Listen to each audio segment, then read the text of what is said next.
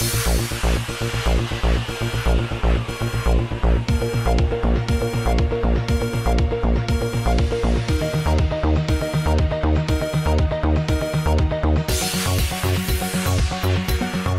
हिंद मजलिस इत्तेहादुल मुस्लिमीन के असेंबली के floor leader और हल्का चंद्रायन गुट्टा के एमएलए